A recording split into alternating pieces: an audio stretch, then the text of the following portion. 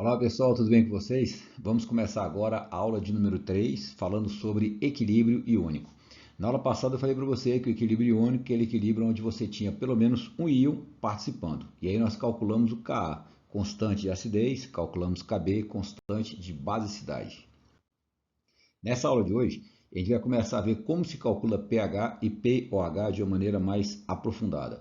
Primeiro, eu tenho que explicar para você o que é o equilíbrio iônico da água. Imagina que você tenha, como a água é muito importante, imagina a água como solvente. Se você tiver água pura, pura mesmo, aí você só tem água no ambiente. A água, ela ioniza.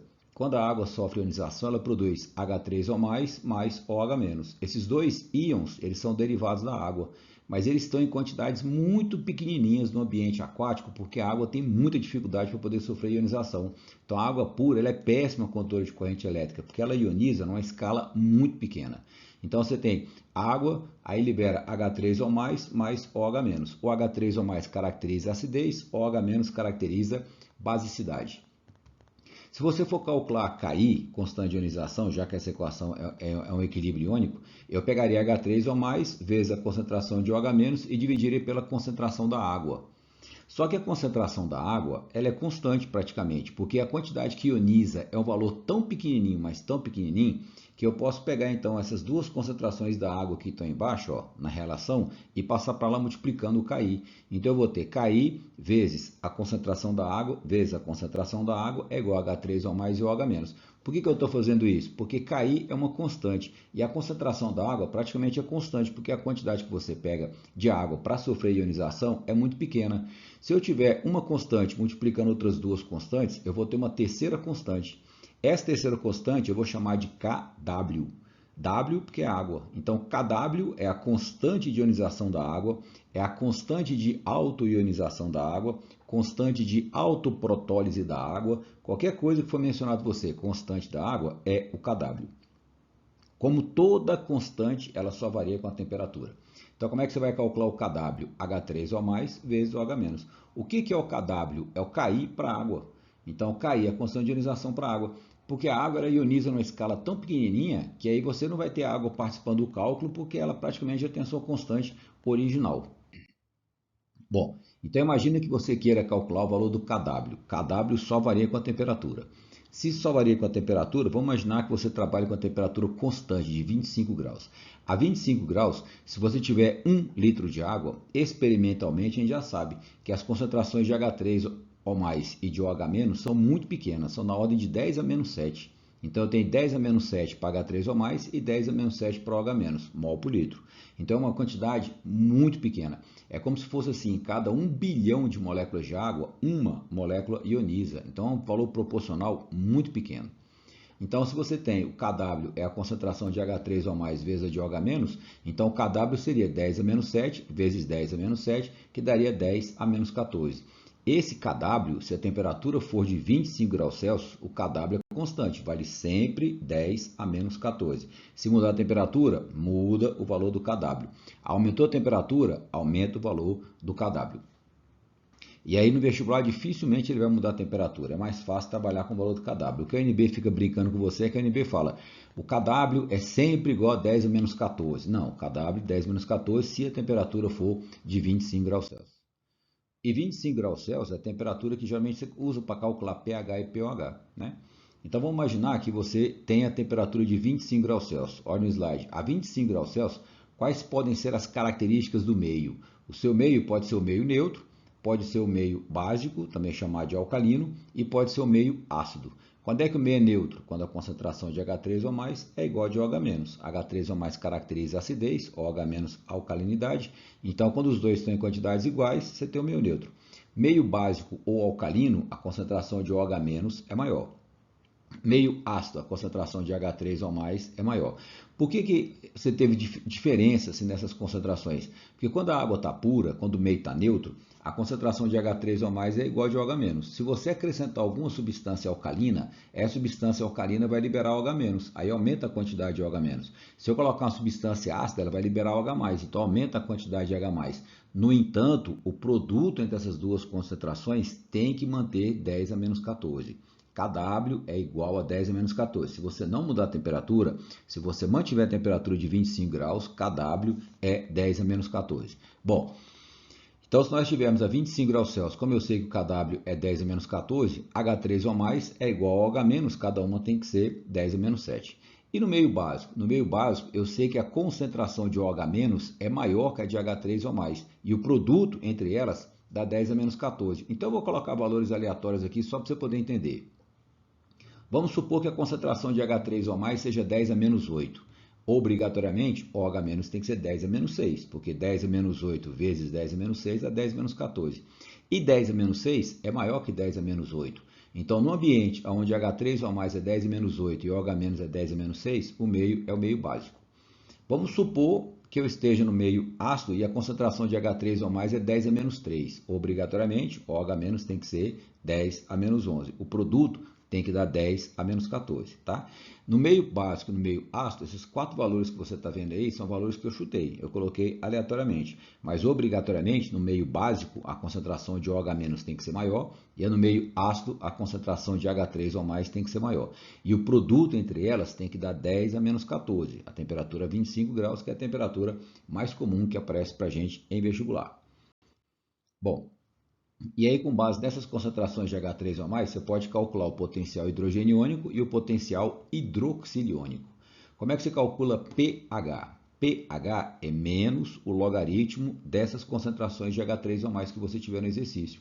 E como é que você calcula o pOH, que é o potencial hidroxiliônico?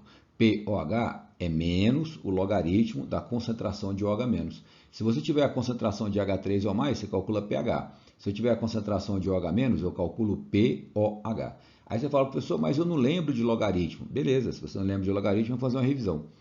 Ó, logaritmo de 10 é 1, porque eu vou trabalhar sempre com logaritmo na base 10. Se eu trabalhar com logaritmo na base 10, então o logaritmo de 10 na base 10 é 1. E quanto que é o logaritmo de 1? É 0. Quanto que é o logaritmo de a elevado a x? Aí tem uma propriedade matemática que você pega o x e passa para frente do log. Então, o expoente que você tiver, você transfere para frente multiplicando o log. Então, log de a elevado a x é x vezes o log de a. E se você tiver log de a vezes b, é log de a mais log de b. Tranquilo? Então vamos calcular o pH e o pOH para aqueles meios que a gente viu lá atrás, aqueles locais onde aquelas concentrações que eu tinha colocado aleatoriamente. Para o meio neutro não, como é 25 graus, você sabe que a 25 graus a concentração de H3 ou mais é 10 menos 7, de OH- também é 10 menos 7. Então, para o meio neutro, pH é menos o log de 10 a menos 7. Se eu pegar o 10 menos 7 e passar para frente, menos com menos vai dar mais. Então ficaria 7 vezes log de 10, mas o log de 10 é 1, então quer dizer que a 25 no meio neutro eu vou ter o pH igual a 7. E o pOH tem que ser o mesmo valor, porque as duas concentrações são iguais. Então, fazendo o mesmo cálculo, você vai ter lá, ó, pOH igual a 7. E no meio básico, pegando as concentrações que eu chutei, olha lá, vamos aleatório, a concentração de H3 ou mais é 10 a menos 8. Aí, se é 10 menos 8, você passa o 8 para frente, fica lá, menos da fórmula com menos 8 vai dar 8. 8 vezes log de 10, aí vai dar 8. E o pOH, se a concentração de OH- é 10 a menos 6, o pOH é 6.